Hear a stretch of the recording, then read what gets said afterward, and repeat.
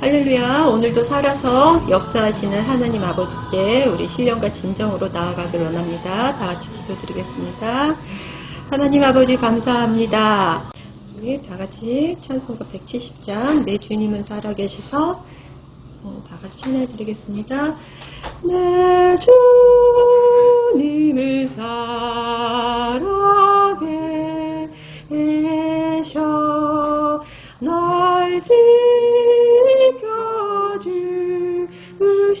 지켜주시니 그 큰 사랑 인하여서 나 자유 얻었네. 내 주님은 살아계셔 날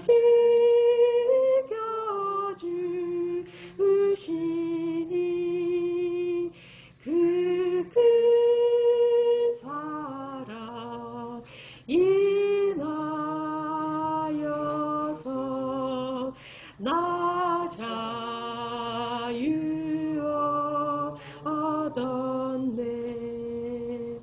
나의 구원 대신 주님 내 소망이 되신 주 항상 나와 함께 하셔 곧 다시 오시리. 나를 거룩하게 하려 주 나를 부르니 주의 은혜 내게 넘쳐 주 뜻을 이루리.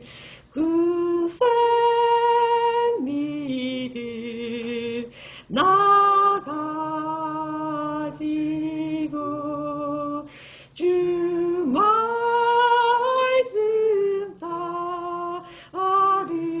따르면 주님 다시 강림할 때 날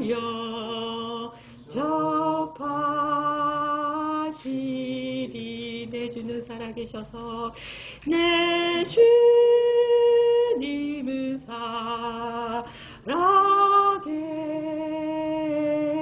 살아계셔 날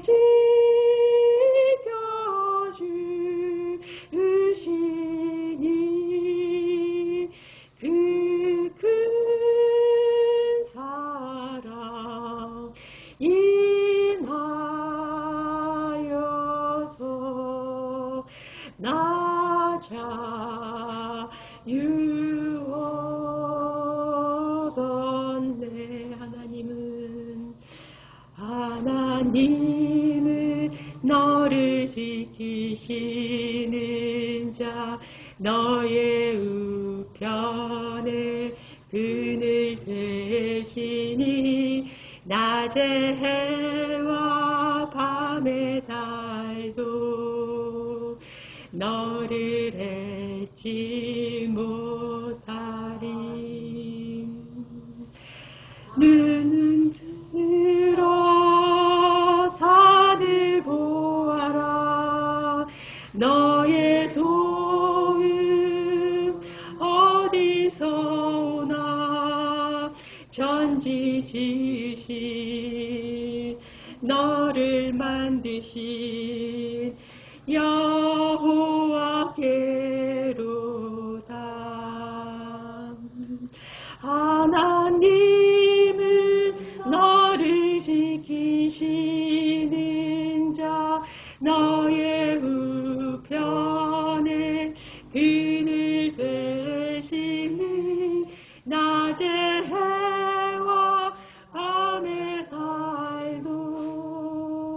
너를 잊지 못하리.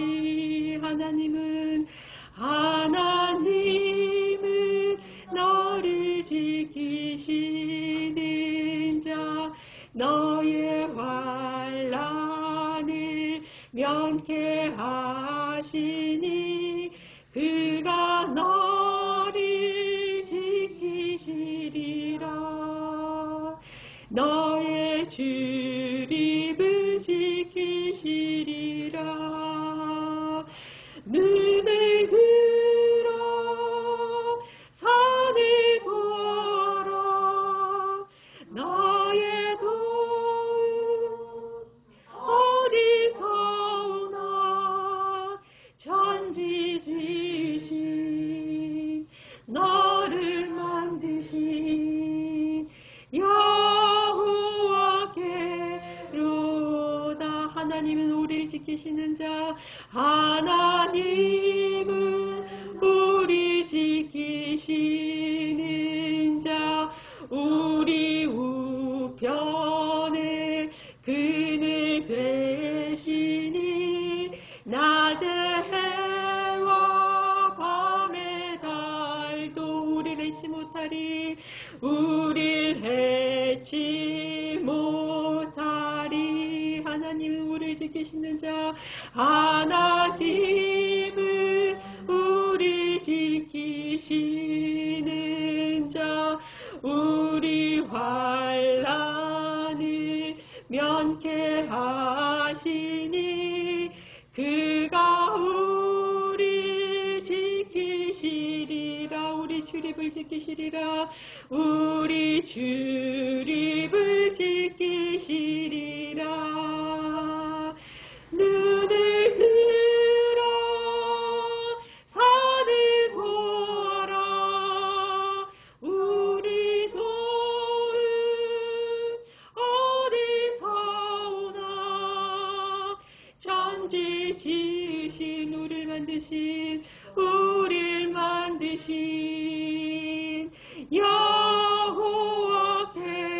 여호와께로다. 눈을 들어 산을 보라.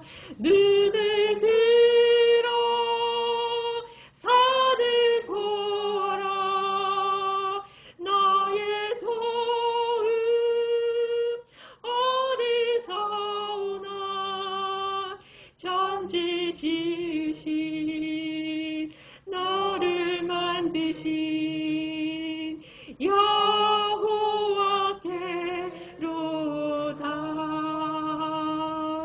우리 보좌 앞에 모였네. 함께 주를 찬양하며 하나님의 사랑 그 아들 주셨네.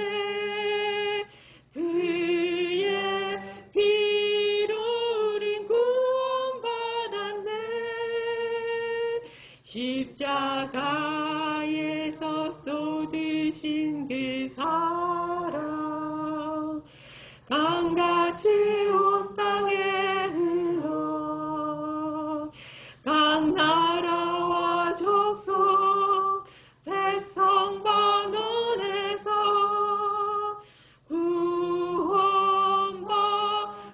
주 경배드리네. 구원하심이 보좌에 앉으신 우리 하나님과 어린 양께 있도다.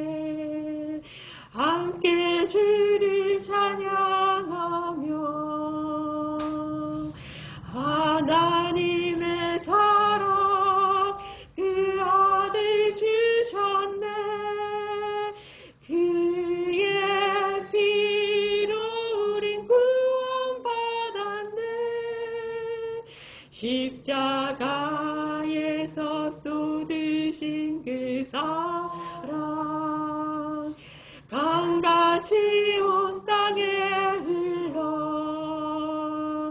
각 나라와 족속 백성과 너네서 구원받고 주 경배드리네. 구원하심이 보좌에 앉으신 우리 하나님과 어린 양께 있도다. 구원하심이 보좌에 앉으신 우리 하나님과 어린 양께 있도다. 구원하심이 보좌에 앉으신 우리 하나님과 어린 양께 있도다. 구원하심이 보좌에 앉으신 우리 하나님과 어린 양께 있도다. 아멘. 당신은 영광의 왕, 당신은 평강의 왕, 당신은 하늘과 땅의 주, 당신은 정의의 아들. 천사가 무릎 꿇고 예배하고 찬양하네. 영원한 생명 말씀, 당신은 예수 그리스도 주. 호산나 다윗의 자손께, 호산나 불러온 중의 왕. 높은 하늘에 영광을 예수 주 메시아네. 다시 한번 선포합시다. 당신은 영광의 왕, 당신은 평강의 왕, 당신은 하늘과 땅의 주, 당신은 정의의 아들. 천사가 무릎 꿇고 예배하고 찬양하네. 영원한 생명 말씀, 당신은 예수 그리스도 주. 호산나 다윗의 자손께, 호산나 불러온 중의 왕. 높은 하늘에 영광을 예수 주 메시아네. 호산나 다윗의 자손께, 호산나 다윗의 자손께, 호산나 불러온 중의 왕. 높은 하늘에 영광을 예수 주 메시아네. 아멘. 우리가 이 시간 다 같이 주님의 높고 위대하심을 찬양하며 나아가길 원합니다. 이 시간 정말 주님의 그 선하심과 인지하심을 우리가 입술로 고백하며 이 시간 주님 앞에 기도하겠습니다. 이 시간 드려진 헌물 위해서 기도하고 말씀 듣도록 하겠습니다.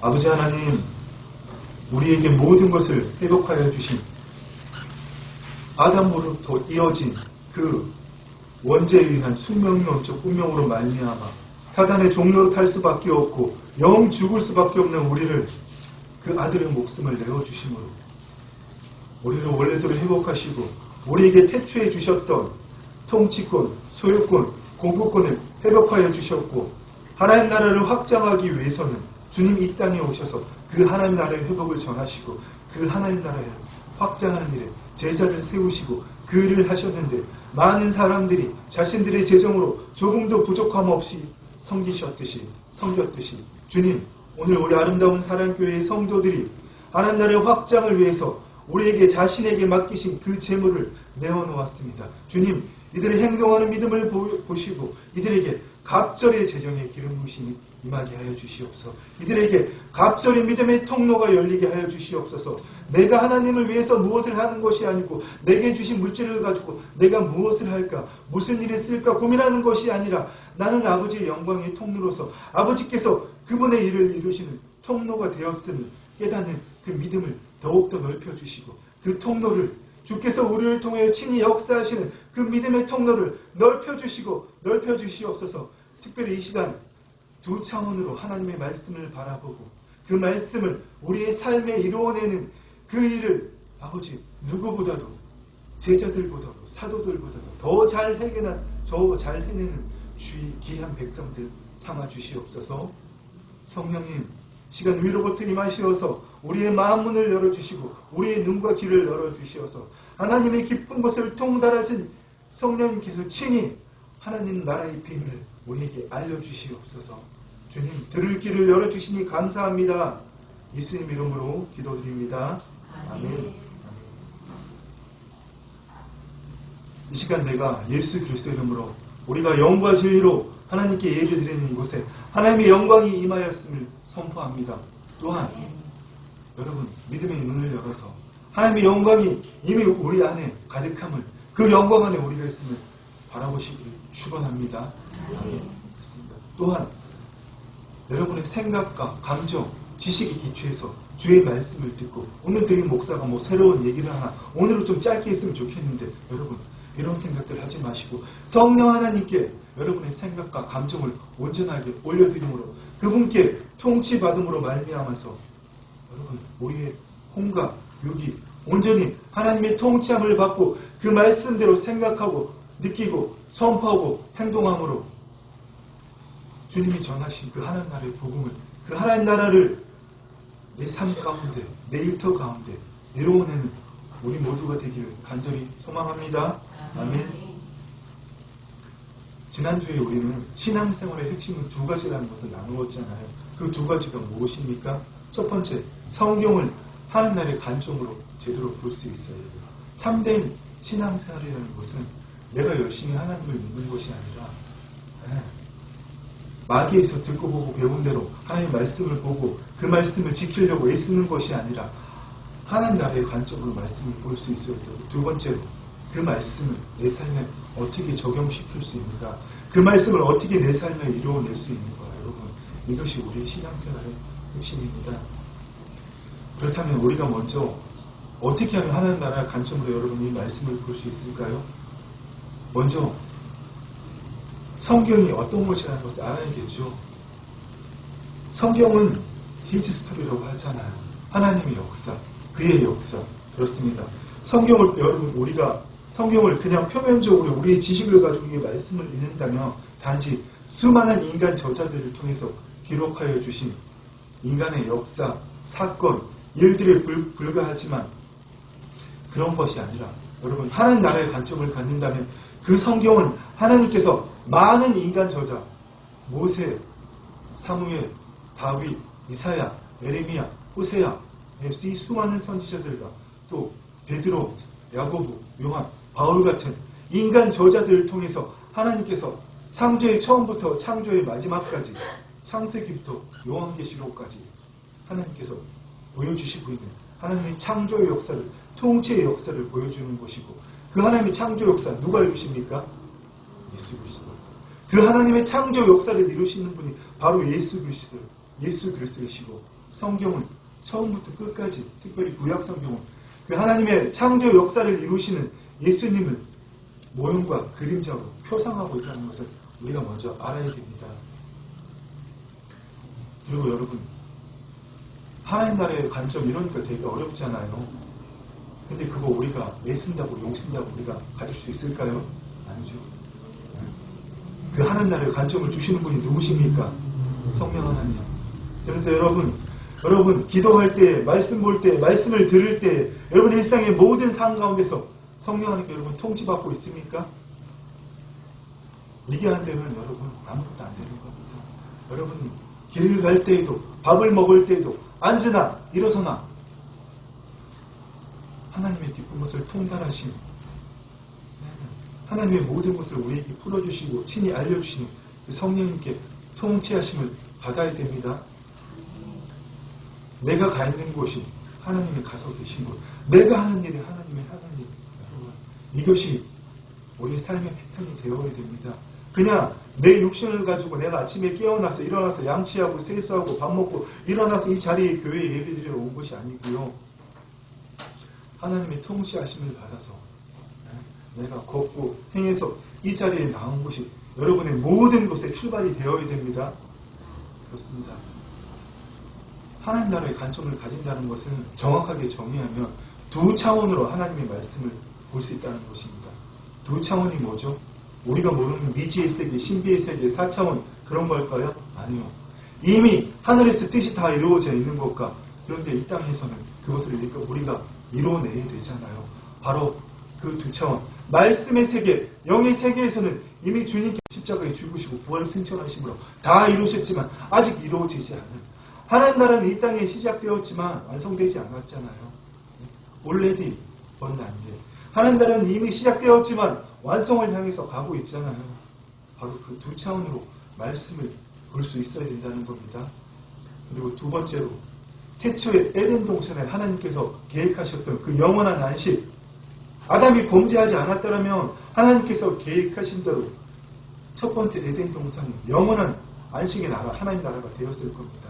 하지만 아담의 타락으로 인해서 하나님과의 단하의 약속을 지키지 못하고 말미암아서 마귀가 계획한 것이 우리를 이루어지고 말았잖아요. 마귀가 우리에게 맡기신 하나님의 통치권을 빼앗아가고 이 세상신이 통치하는 마귀의 나라로 만들었잖아요. 그런데 하나님께서 예수 그리스도를 통하여서 그것을 회복하시고 장차 예수님이 이 땅에 다시 오실 때 완전하게 이루실 그 영원한 안식에서 지금을 바라보는 것. 믿음은 바라는 것들이 실상이요 보이지 않는 것들이 증거이기 때문에 여러분, 미래에서, 지금 현재에서 미래를 바라보는 것이 아니라 완전히 완성된 그 미래에서 오늘을 바라보는 것, 그것이 두 차원입니다. 마지막으로 한 가지 더, 아까 얘기했던 마귀의 통치가 아니라 하나님의 통치의 관점에서 모든 것을 바라볼 수 있어야 됩니다. 무엇입니까? 예수님께서 이 땅에 오심으로 초림하셔서 십자가에 죽으시고 부활 승천하심으로 하나님의 통치를 이 땅에 실현하셨잖아요. 완전히 완성되지는 않았지만 바로 그 하나님의 통치의 관점에서 여러분 모든 것을 바라볼 수 있어야 됩니다. 그곳으로 바라볼 때 내가 지금 앉아있는 이곳이 하나님의 영광이 가득한 곳, 내가 일하는 일터가 하나님의 영광이 가득한 곳, 내가 가는 그 모든 것이, 내가 밟는 모든 땅이 내 안에 오신 그 하나님의 영광으로 인해서 하나님의 영광이 가득한 곳, 바로 이 하나님의 통치의 관점으로 바라볼 수 있어야 됩니다. 내가 오늘 작은 일 하나를 하더라도 하나님의 통치를 이루느냐, 마귀의 통치를 이루느냐. 여러분, 내가 TV를 켜서 TV를 볼 때에도, 핸드폰을 들여다볼 때에도 마귀의 통치를 이루느냐, 하나님의 통치를 이루느냐. 여러분, 모든 것을 이 관점으로 볼 수 있어야 됩니다. 그래서 극단적인 이야기 하나, 여러분 이렇게 생각하시면 하나님의 통치를 이룰 것이 없습니다. 모든 것이 여러분 눈에 보이지 않는 마귀의 영역과 하나님의 통치를 이루는 바로 그 싸움이라는 것을 여러분 깨달을 수 있어야 됩니다. 그렇습니다. 예수님께서 뭐라고 말씀하셨죠? 내가 성령을 힘입어 귀신을 쫓아내는 것이면 하나님 나라가 이미 너희에게 임하였느니라. 이 말씀을 하셨잖아요.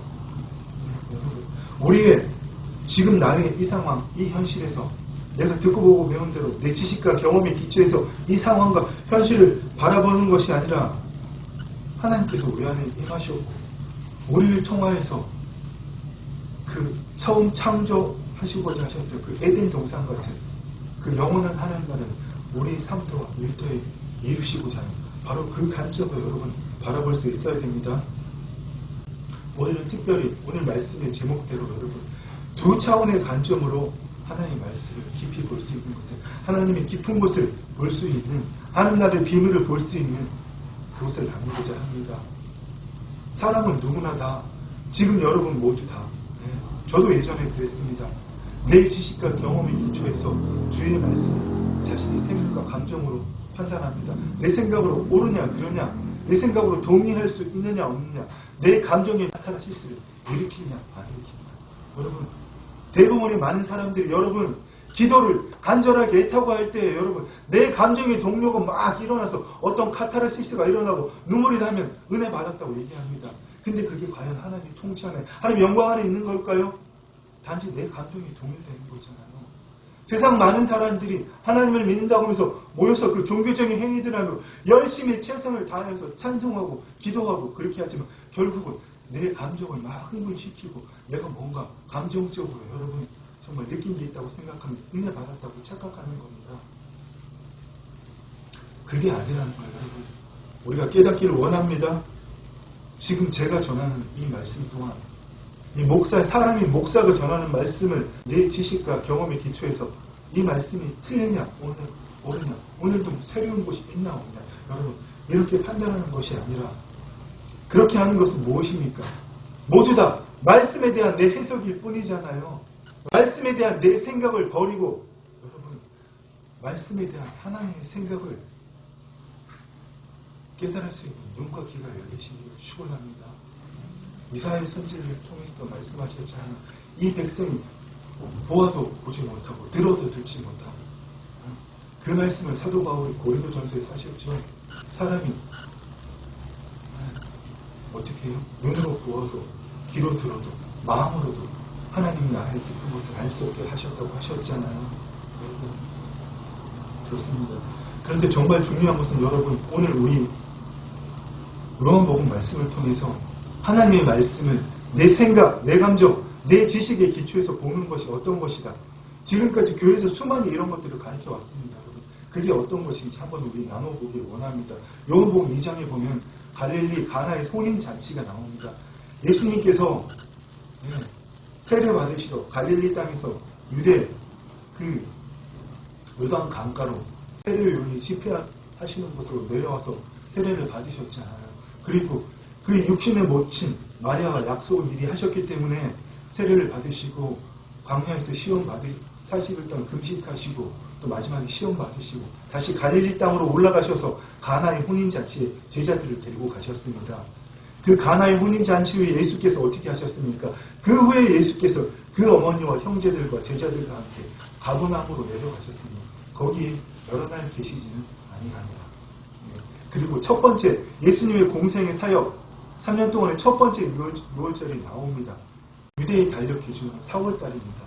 유대인의 6월절이 가까운지라 예수께서 예루살렘으로 올라가셨더니 성전 안에서 소와 영과 비둘기 파는 사람들과 돈 바꾸는 사람들이 앉아있는 것을 보시고 노끈으로 채찍을 만드사 양이나 소를 다 성전에서 내쫓으시고 돈 바꾸는 사람들의 돈을 쏟으시며 상을 엎으시고 비둘기 파는 사람들이 이르시되 이것을 여기서 가져가라. 내 아버지의 집으로 장사하는 집을 만들지 말라 하시니 아멘. 여러분 이 구절을 우리가 문자적으로 해석하고 우리의 지식과 경험의 기초에서 이 성경이 씌워졌던 그 당시의 상황적인 그 상황과 어떤 예루살렘의 문화적인 상황들을 들어서 지금까지 우리가 많이 들어왔던 그 익숙한 대로 말씀을 해석한다면 단지 이거죠. 예수님께서 공생의 사역을 첫 번째 6월절에 시작하실 때에 이스라엘의 중심이고 그 중심 중에서도 가장 중심인 이스라엘의 성전, 이스라엘의 정치, 경제, 종교, 문화 그 모든 것의 중심인 성전에서 장사하는 사람들을 성전에서 장사하는 사람들을 내쫓으심으로 사람들의 이목을 주목시키셨다. 예수님은 사역을 이렇게 시작하셨다.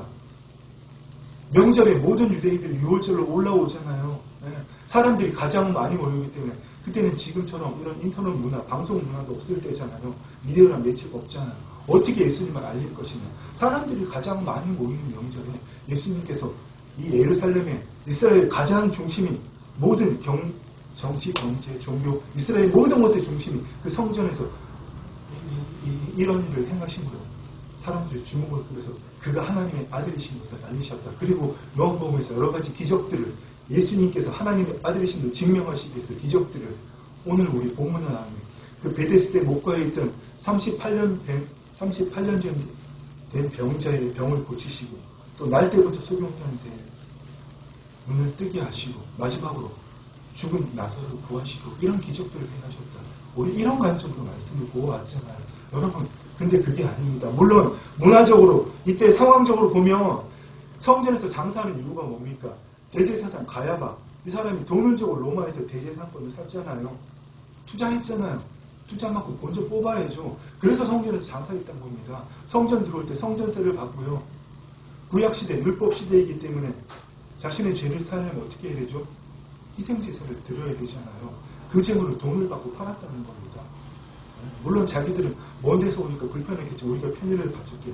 이런 핑계를 댔겠지만 실상은 성전에 들어와도 돈을 내야 되고 희생제물도 그냥 못 드려. 내가 본전 로마에서 이 벼슬 살려고 대제사장 직분 살려고 엄청난 돈을 줬기 때문에 당신들 이거 사야 돼. 나한테 돈 주고 이렇게 장사를 했다는 겁니다.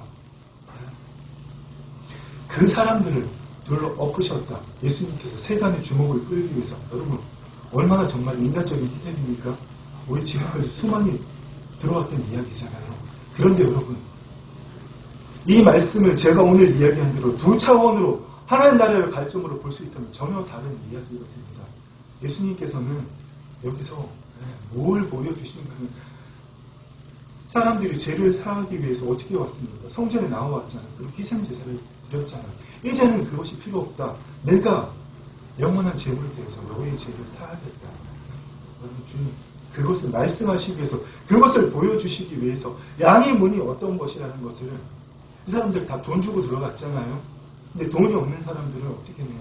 오늘 보면 5절 요한복음 5장 오늘 보면 5절에 보면 이런 말씀이 나오잖아요. 5장 1절에 보면 그 후에 유대인의 명절이래요.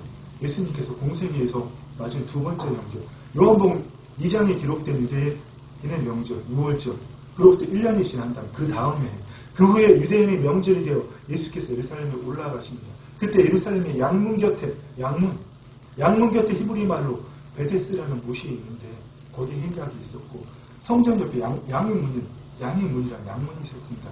이곳은 사람들이 돈을 내지 않더라도 들어갈 수 있는 곳입니다.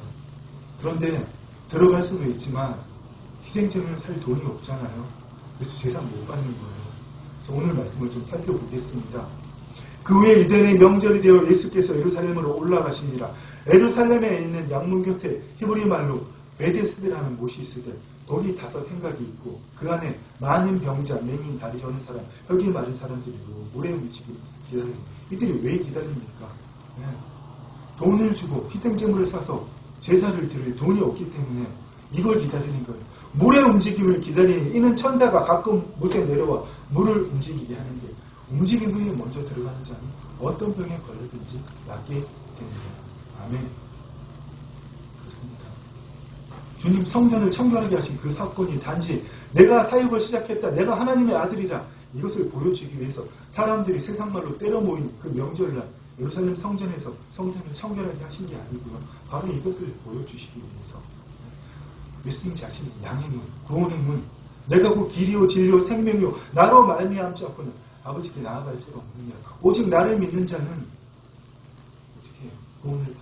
주님 그것을 보여주시기 위해서 성전 청결 그 사건을 보여주시는 겁니다. 여러분 이제 두 차원으로 말씀을 본다는 게 어떤 건지 좀 이해하시겠습니까? 근데 정말 재밌는 건 예수님께서 오늘 38년 된 병자에게 물어보시잖아요. 예수님께서 그거 누운 것을 보시고 병이 오래되어 가시고 그러세요. 내가 낫고자 하느냐. 내가 낫고자 하느냐.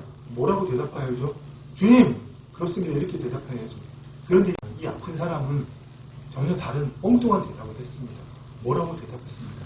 그가 대답하되 주여 물이 움직일 때 나를 못에 넣어주는 사람이 없어 내가 내려가는 동안 다른 사람이 먼저 내려가나이다. 그래서 주님 뭐라고 말씀하십니까? 일어나 내 자리를 들고 걸어가라. 그렇게 말씀하시니까 그 사람이 곧 나와서 자리를 들고 걸어가고 이날은 안식일이니 아멘. 이 약문이란 말이 정말 중요합니다. 왜 예수님이 성전을 청결하게 하신 다음에 1년 뒤 똑같은 6월절에 성전으로 바로 들어가시지 않고 1년 전에 거기서 성전을 청결하게 하셨는데 왜 양문 곁으로 가셨을까요? 이제는 본인이 양의 문이 되시기 위해서, 이제는 본인이 구원의 문이 되시기 위해서, 내가 그 일을 하기 위해서 오셨다는 걸 보여주시기 위해서. 예수님께서는 우리는 성경의 단편적인 것밖에 보지 못하지만 아까 요한복음 2장의 그 성결 청결 사건을 우리가 볼 때나 오늘 보면 요한복음 5장의 이 예수님께서 병자를 낫게 하시는 이 사건을 볼 때 우리는 단편적인 거 보잖아요. 예수님께서 첫 번째 공생의 사역을 시작하신 첫 명절에 예수님을 알리시기 위해서 성전을 청결하게 하셨다. 또 오늘 보면 어떻게 보죠? 예수님께서 그 일을 하시고 자신을 하나님의 아들이시라고 증명하시기 위해서 요한복음에서 여러 가지 기적들을 행하신 그 일들을 기록했는데 바로 그 기적 중에 하나다. 우리 이렇게만 바라보잖아요. 여러분, 성경을 이렇게 봐서는 하나님의 깊은 곳을, 하나님 나라의 비밀을 알 수도 깨달을 수도 없고 그 말씀을 우리의 삶에 적용할 수가 없는 겁니다. 예수님께서 왜 굳이 양문 곁으로 나아가셨을까? 이것을 여러분 우리가 차원의 관점으로, 하늘나라의 관점으로 이 땅을 바라보는 그 관점으로 이 말씀을 우리가 바라보고 이해할 수 있기를 소망하고 축원합니다. 아멘. 아멘. 사람들이 계속 이야기하잖아요. 우리가 양의 문으로 갈 수는 있지만 어떻게 해요? 들어가도 제상을 받지 못하기 때문에 많은 사람들이 병자, 맹인, 다리 저는 혈기 많은 사람들이 물이 동하기를 단지 전성일 뿐인데 모세가 전해준 율법에 있는 것도 아니고 선지자들이 전해준 그 글, 구약 성경에 있는 것도 아니고 단지 사람들이 구전으로 내놓은 전설일 뿐인데 그때 아마 그런 일이 있었나 보죠. 천사가 내려와서 베데스다 못에 물을 동하게 하면 그때 가장 먼저 뛰어나가는 사람은 희생제물을 드리지 않아도 죄를 사함받고 구원받을 수 있다. 그런데 주님 뭐라고 말씀하십니까? 좀 더 넘어가서 요한복음 10장에서 그러므로 예수께서 이르시되 내가 진실로 진실로 너희에게 말하노니 나는 양의 문이라. 아멘. 주님께서 뭐라고 말씀하신다고요? 제 양의 문으로 찾아가서 그것을 희미하게 보여주셨던 주님께서 구원의 문, 양의 문이라는 것을 희미하게 보여주신 주님께서 이제는 명확하게 보여주시고 주님의 입으로 말씀하시잖아요. 직접 말씀하시잖아요. 내가 진실로 진실로 예수님께서 정말 중요한 얘기를 할 때는 진실로 진실로 이렇게 항상 이야기하십니다. 내가 진실로 진실로 너희에게 말하노니 나는 양의 문이라. 아멘. 그렇습니다. 또 뭐라고 말씀하십니까? 나는 선한 목자가, 선한 목자는 양들을 위하여 목숨을 버리거나 사꾼은 목자도 없나 양도 재앙이 아니라 이리가 오는 것을 보면 양을 버리고 달아납니다. 이리가 양을 물어가고 도리칩니다. 사꾼 누구 얘기합니까? 그 바로 종교 지도자들, 가야바 같은, 바리새인 같은, 서기관 같은 성전세를 받고 희생제물을 팔아서 자신이 직분을 이렇게 투자했던 그 돈은 다 다시 본전을 뽑기 위한 그 사람들은 사꾼이라는 얘기죠. 그러나 주님은 뭡니까? 주님은 양이 문이시고 문인 동시에 선한 목자이시기 때문에 양들을 위해서, 우리를 위해서 목숨을 버리게 됩니다. 이 얘기를 하시고 계시는 겁니다. 다시 본문으로 좀 넘어가고 주님께서 양문이라는 이야기를 하시잖아요. 그리고 10장 7절에서 뭐라고 말씀하시죠? 나는 양이 문이라. 여러분, 문이란 건 무엇입니까? 여러분 오늘 교회에 들어오실 때 그냥 들어왔습니까? 문을 열고 들어왔습니까? 문을 열고 들어왔잖아요. 다른 공간과 다른 공간을 구분, 이곳과 저곳을 분리하는 것이, 바깥과 예배당 안을 구분하는 것이, 경계짓는 것이 무엇입니까? 문. 여러분 이제 이 문이라는 것을 차원적으로 본다면 여러분 무엇을 생각해야겠습니까? 단순히 양의 문이 이러니까 양의 우리 끝에 하나 있는 문, 우리 안, 우리 밖, 여러분 이렇게 생각해야겠습니까? 차원적으로 이 말씀을 바라본다면 양의 우리 안은 무엇입니까? 아버지 집안, 그리고 또 양의 우리 밖은 어디죠? 세상. 이것을 볼 수 있는 겁니다. 말씀의 세계, 영의 세계 바깥은 아직 사단이 통치하고 있는 현재적 하나님 나라. 바로 그 문으로 출입할 수 있는 그분이 누구시라고요? 예수 그리스도. 우리가 하나님을 알지 못하던 때, 거듭나지 못할 때 그 아버지 집으로 영의 세계, 말씀의 세계로 들어갈 수 있게 하는 그 문이 누구십니까?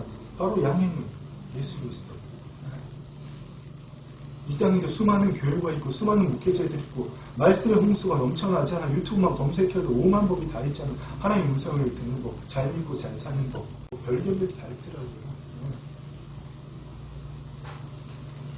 그런데 여러분, 그들을 제가 누구라고 평가하고 판단할 수는 없습니다. 그런데 제가 오늘 분명하게 말씀을 드릴 수 있는 것은 저도 그 사람들도 그 누구도 문은 되지 못한다는 겁니다. 우리를 하나님께로 인도하시는 그 문은 오직 누구십니까? 바로 예수 그리스도. 이 앞에 서 있는 목사인 저도 아니고 이 세상에 넘쳐나는 그 목회자들도 아니고 여러분 오직 예수 그리스도만 우리를 하나님께로 인도하고 아버지 집 본향으로 우리의 본질을 거기 있게 만드시는 니고데모에게 말씀하신 대로 사람이 물과 성령으로 거듭나지 아니하면 하나님 나라를 볼 수도 들어갈 수도 없느니라. 아멘. 우리를 물과 성령으로 거듭나서 아버지 집으로 들게 하시는 그 문 되신 분이 누구시라고요? 예수 그리스도. 여러분 성령 말씀을 자꾸 이렇게 차원적으로 볼 수 있기를 소망합니다. 그런데 여러분 또 오늘 더 놀라운 말씀을 하십니다. 요한복음 10장 몇 절에 보면 내가 진실로 너희에게 이르니 문을 통하여 양이 우리에 들어가지 아니하고 다른 데로 넘어가는 자는 다른 데로 넘어가는 자는 절대로 강도 문으로 들어가는 것은 오직 양뿐만 아니라 목자 자신도 문으로 들어가는 사람. 여러분 문으로 안 들어가면 어디로 가야 됩니까? 월담해야 되잖아요. 저도 고등학교 시절에 월담 많이 했습니다. 네, 이렇게 학교에 한번 보면은 8시, 7시, 8시 학교 가면 밤에 10시 야간 자습 끝날 때까지 바깥에 못 나가거든요. 슈퍼 가서 뭐 사먹기 위해서, 문구점 가서 뭐 사먹기 위해서 월담 많이 했습니다. 정문으로 나가지 않고. 네. 바로 그렇게 월담하는 사람들이 다 뭐라고요? 절도요, 강도. 문으로 들어가는 양이 없잖아요. 또 예수님께서 뭐라고 말씀하시냐고. 이미 요한복음 3장에서 니고데모와 대화 이후에 또 말씀하시잖아요. 하늘에서 내려온 자, 인자 외에는 하늘로 올라갈 자가 없는 거예요. 모세가 광야에서 뱀을 든 것 같이 인자도 드려야 합니다. 이걸 그냥 문자적으로 상황적으로 보면 모세가 광야에서 뱀을 든 것 같이 모세가 그 노뱀을 들었을 때 그 뱀을 바라봤을 때 어떻게 됐죠? 불뱀을 물린 사람들이 다 나왔잖아요. 바로 그것도 주님을 표상하는 것이다. 근데 단순히 불뱀에 하나님을 거역해서 불뱀에 물려서 열병에 걸려서 죽게 된 사람이 병이 낫는 것이 아니라 무엇을 표상하는 겁니까? 그를 믿는 자는 노뱀을 바라보지 영생을 얻게 하십니다. 여러분, 이 한 단계 더 나아가면 뭡니까? 우리가 너무나 잘 아는 말씀이죠. 하나님이 세상을 이처럼 사랑하사 독생자를 주셨으니 이는 그를 믿는 자마다 멸망하지 않고 영생을 얻게 하려 하십니다. 아멘. 그렇습니다, 여러분. 그래서 여러분 정말 우리가 주목해야 될 것은 요한복음 10장 4절 말씀입니다. 뭐라고 말씀하십니까? 자기 양을 다 내온 후에 앞서가면 양들이 그의 음성을 알고 따라오대요.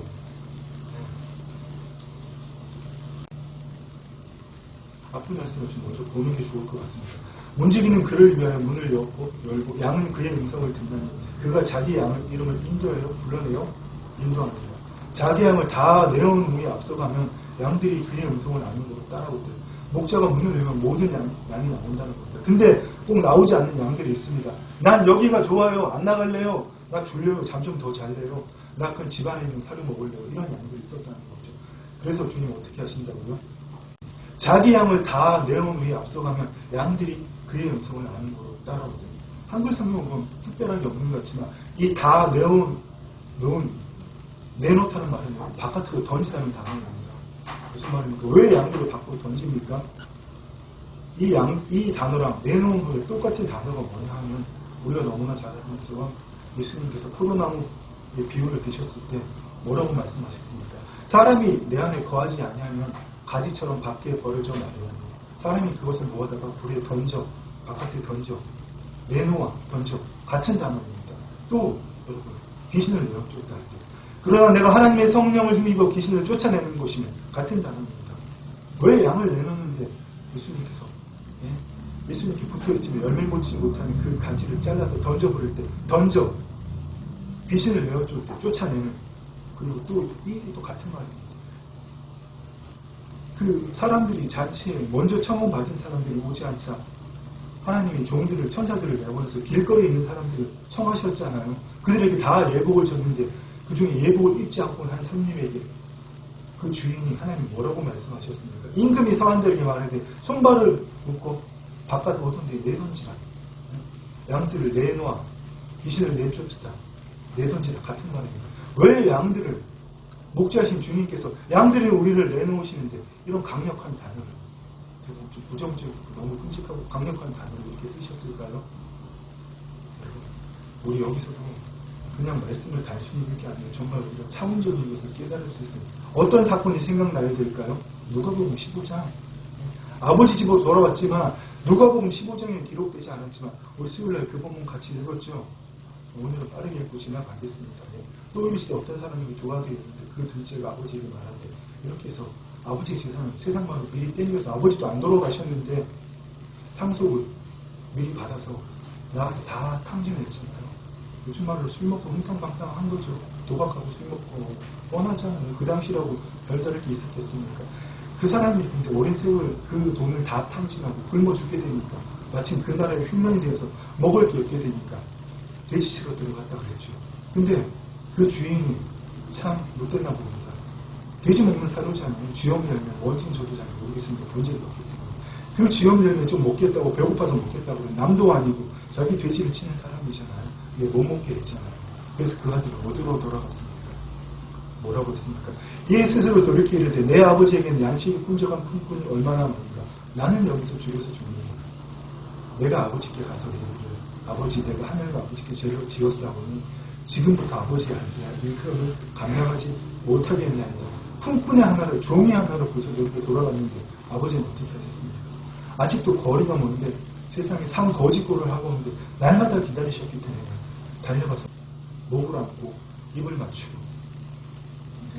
어떻게 했습니까? 좋은 옷, 가락지, 새신 그 발에 신기고 종들에게 가장 살찐 송아지 끌어다가 먹고 즐기자고 했잖아요. 왜요? 이 아들은 죽었다가 다시 살아나시면 내가 잃었다가 다시 얻었나. 그렇습니다. 여러분, 양이 우리에서 바깥으로 나간다는 건 단순히 여러분 사료를 더 좋은 풀밭으로 나아가는 것이 아니라 아버지 집에서 세상으로 다시 파송되는 겁니다. 무엇입니까? 이 내 아들은 죽었다가 다시 내가 살아났으니까. 죽었다가 다시 살아난 게 뭐죠? 거듭났다는 거잖아요. 처음에 아버지의 재산을 미리 상속받아서 집을 나간 그 아들과 오늘 아버지의 집으로 돌아온 아들은 본질적으로 틀리다는 겁니다. 그 육신은 똑같은 사람이지만 그 영은, 그 본질은 완전히 새로운 사람이라는 겁니다. 왜요? 왜 새로운 사람일까요? 새로운 피조물이잖아요. 여러분 뭐 어렵게 생각하실 거 없잖아요. 네. 새로운 피조물이 되었기 때문에 네. 이런 이야기라면 여러분 임팩트 있게 여러분 똑같이 여러분 동료가 되어야 되는 겁니다. 네. 여러분 실생활에서 많이 느끼지 않고 있다는 거 여러분 자신이 새로운 피조물이라는 거예요. 차원적으로 자신을 바라보지 못하고 내가 느끼는 감정, 내가 듣고 보고 배운 것들 그것과 나를 동일해서 언제나 나는 나이 드신 분들은 특히 나이 많은 목사님들이 이런 얘기하는데 뭐합니까? 나의 경험을 본받으라. 내가 믿어온 그 신앙을 따르라. 어떻게 하나님의 진리의 말씀에 기초하지 않은 내 생각과 내 경험 그걸 본받으라고 합니까? 여러분 내 생각과 내 경험 진리도 아니고 그것이 나를 아는 깨닫는 것 바로 그것이 차원적인 삶입니다. 여러분 실생활에서 그걸 늘 여러분 되뇌이고 깨달으시고 경험하셔야 돼요. 이 아들은 죽었다가 다시 살아났으면 내가 잃었다가 다시 얻었노라.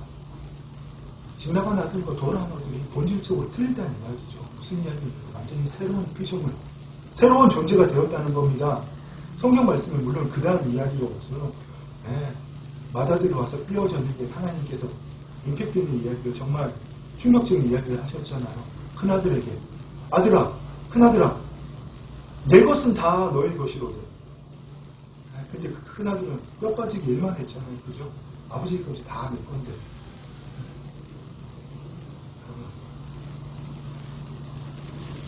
이 누가복음 15장 본문 말씀에는 둘째 아들이 다시 집을 나갔다는 이야기는 없습니다. 그러나 우리가 성경을 하나님 나라와 관점으로 볼 수 있다면 주님께서 뭐라고 말씀하십니까? 오늘 자기 양을 다 내어놓은 후에 앞서가면 양들이 그의 음성을 아는 거예요. 따라오는 거예요. 자기 양을 다 내어놓았다고 말씀하십니다. 양이 우리 아버지의 집에 들어왔다고 거기서 영원히 미나하면서 캐세라세라 하면서 아버지 집에서 푸한 부리면서 맛있는 거 먹고 즐겁게 사는 그런 해피엔딩이 아니고요. 자기 양을 다 내어놓은 거예요. 주님 구원하셔서 뭐라고 말씀하셨죠? 제자들에게 여인들이 가서 전하자. 너희가 허탈한 것을 전하는도다. 너희가 헛것을 보았도다. 너희가 헛소리를 하는도다. 주님은 어떻게 다시 살아나시냐. 이렇게 얘기하고 있는 제자들이에요. 주님 공간 이동을 하셔서 나타나셔서 뭐라고 말씀하십니까? 예수께서 또 이러시되 너희에게 평강이 있을지어다. 아버지께서 나를 보내신 것 같이 나도 너희를 보낸다. 나도 너희를 보낸다. 이 말씀을 이렇게 볼 수 있게 되고 정말 간절히 소망합니다. 여러분 지금 어디에 머물고 있습니까? 하나님을 열심히 믿는 단계에 하나님 나라의 복음의 비밀이 풀어졌다고 이제 말씀이 좀 깨달아졌다고 여러분 그 단계에 머물러 있습니까? 주님은 나가라고 하시는데 양의 문을 열어놓고 양의 우리의 문을 열어놓고 세상 가운데로 우리의 일터로 삼터로 내 만남의 터로 나가라고 하시는데 나는 여기가 조사오니 여러분 그 누가 그랬죠? 여기가 조사오니 베드로하고 변화산상에서 그랬잖아요. 모세하고 엘리야가 하늘로부터 내려와서 예수님과 대화를 할 때 예수님께서 부활 십자가에 죽으시고 부활하기 전이시지만 그 부활의 형체를 미리 입으시고 피넛과 같이 변화하셨을 때 베드로가 했잖아요. 주님 여기 있는 곳이 좁사오니 뭐가 좋아요.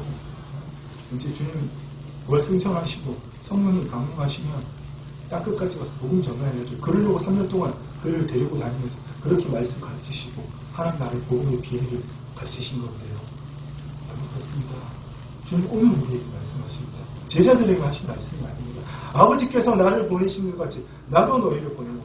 아멘. 그런데 여러분 우리가 이렇게 택하신 족속 왕같은 제사장 거룩한 나라 하나님의 소유받은 백성에 대해서 우리를 어두운 곳에서 불러내신 하나님의 그 기이한 빛에 들어가 계신 하나님의 그 아름다운 덕을 어둠의 자식으로 마귀의 자식으로 살던 우리를 불러내셔서 하나님의 그 영광의 빛에 하나님의 그 생명의 빛에 들어가 계신 그 아버지의 아름다운 덕을 그 일을 선포하게 하려 하십니다. 그렇게 우리를 세상 가운데로 파송하셨다고 여러분 우리가 무턱대고 나가서 우리가 무엇을 할 수 있겠습니까?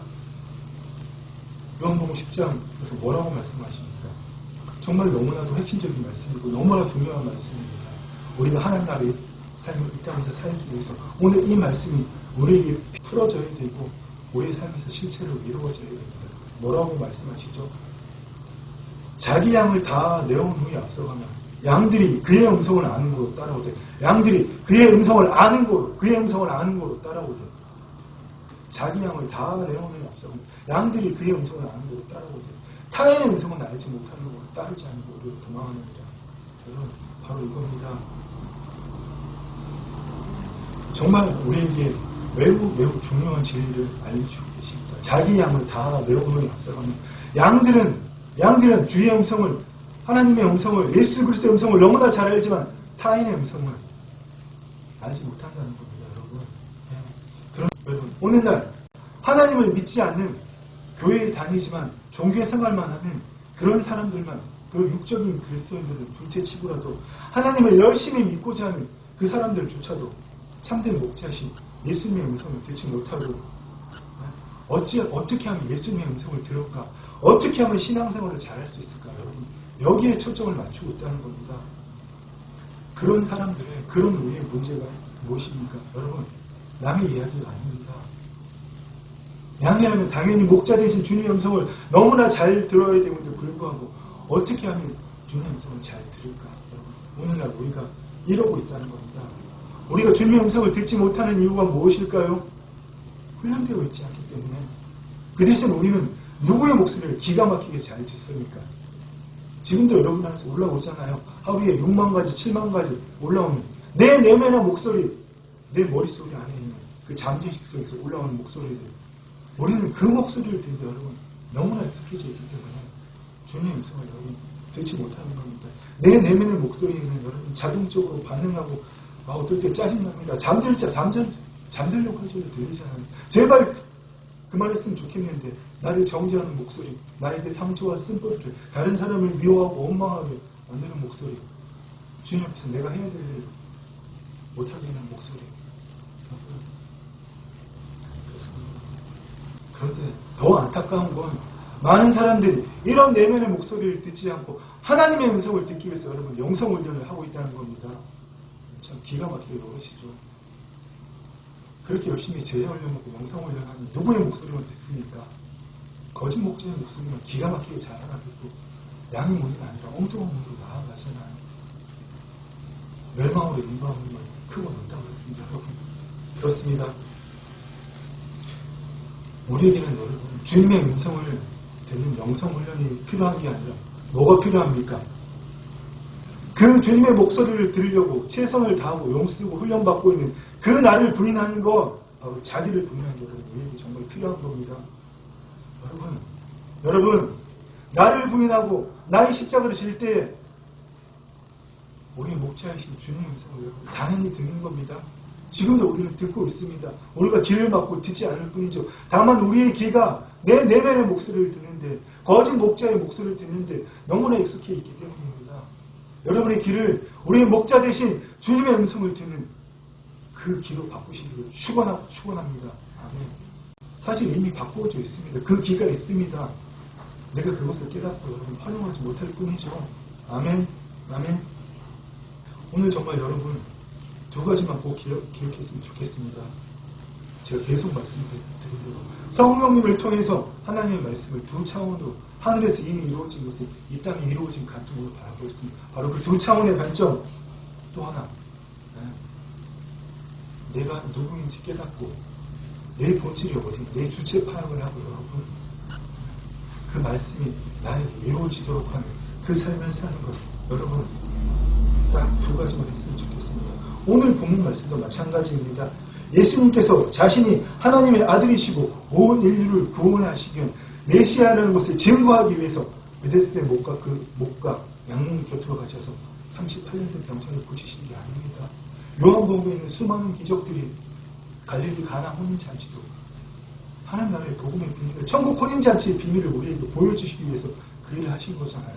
단지 물로 포도주를 만들어서 내가 하나님의 아들이라는 것을 증명하기 위해서 여러분 그 일을 하신 게 아니라는 겁니다. 여러분들이 바로 하나님 나라의 차원의 관점, 두 차원의 관점이 생기기를 여러분 정말 축원하고 제가 기도하고 소망하고 있겠습니다. 아멘. 아멘. 오늘 예수님이 이 본문 보죠. 그 두 번째 공생의 두 번째 6월절에 베데스다 목과 양문 곁에서 하신 일이 무엇입니까? 단순하게 병자를 고치셔서 내가 하나님의 아들인 것을 증명하신 겁니까? 아니잖아요. 오늘 주님이 하신 게 무엇이죠? 오늘 주님이 이 두 번째 6월절에 베데스다 목과 양문 곁에 가셔서 그 병자를 고치신 여러분 정말 이유가 무엇입니까?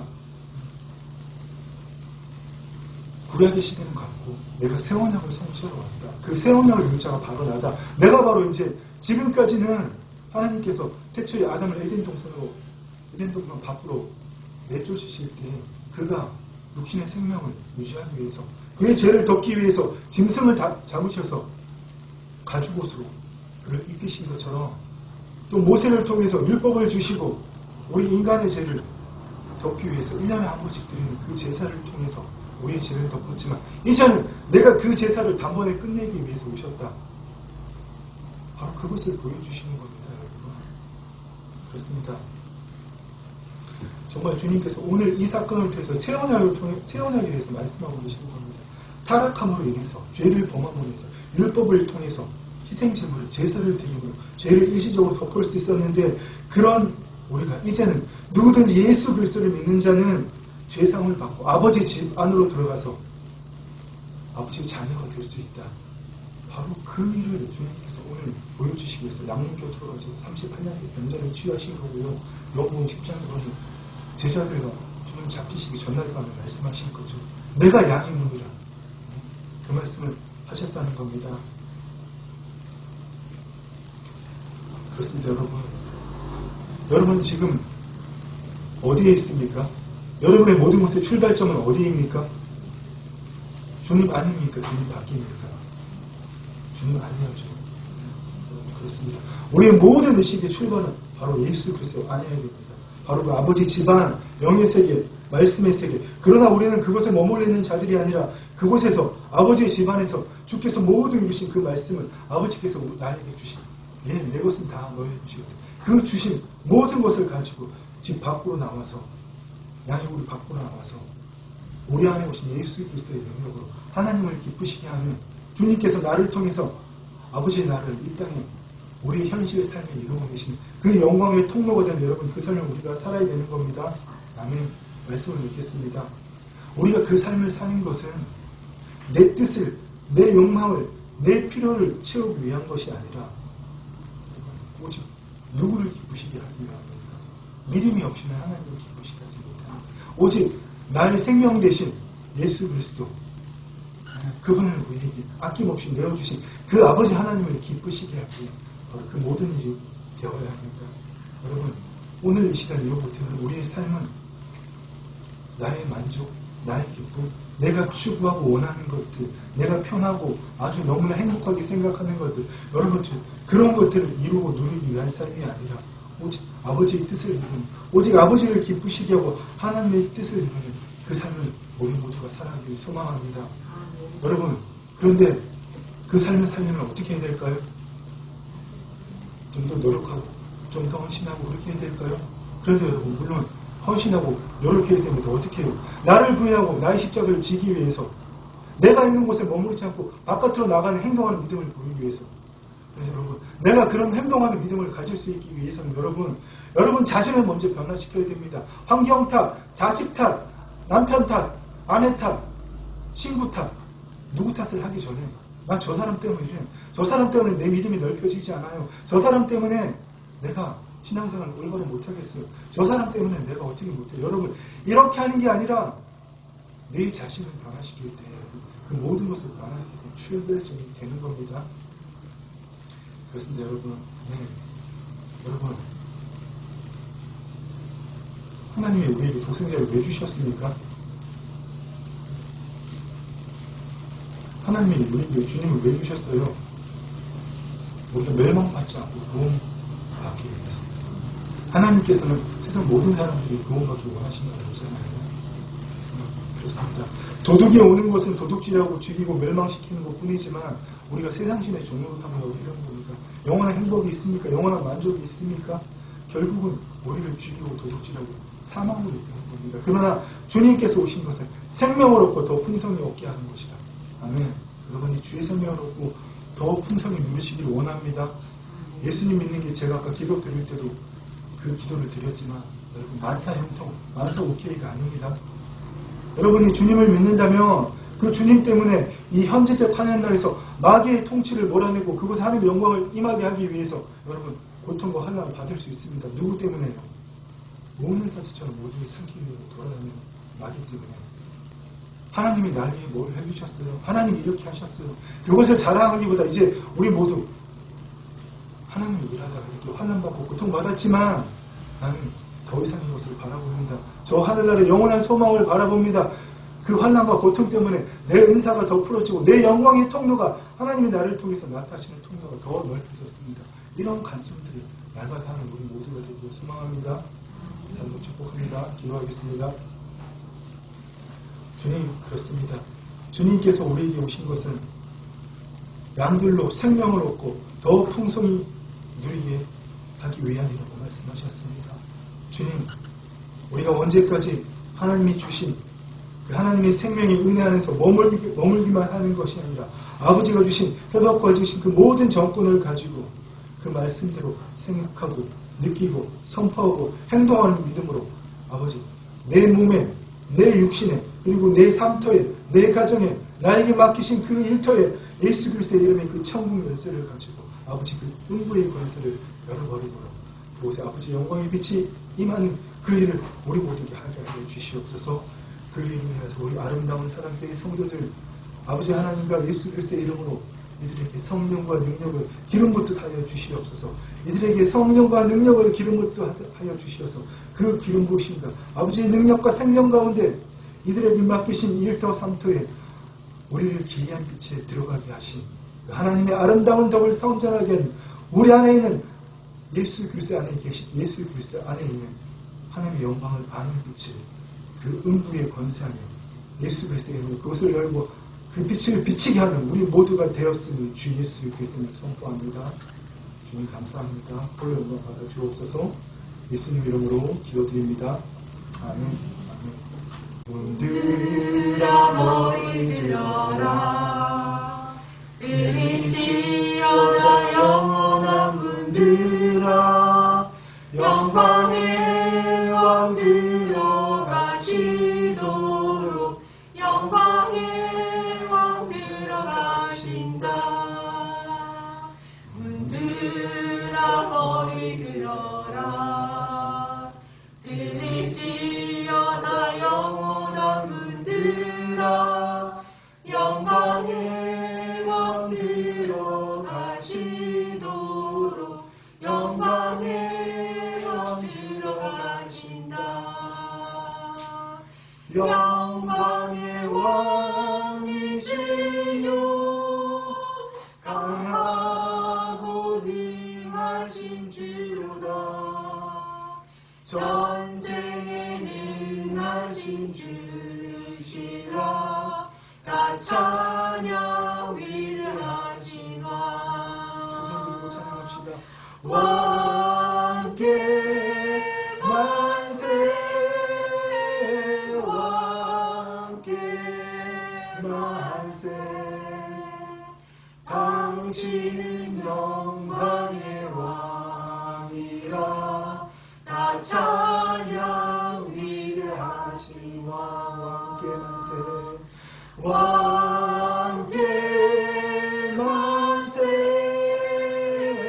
왕께 만세.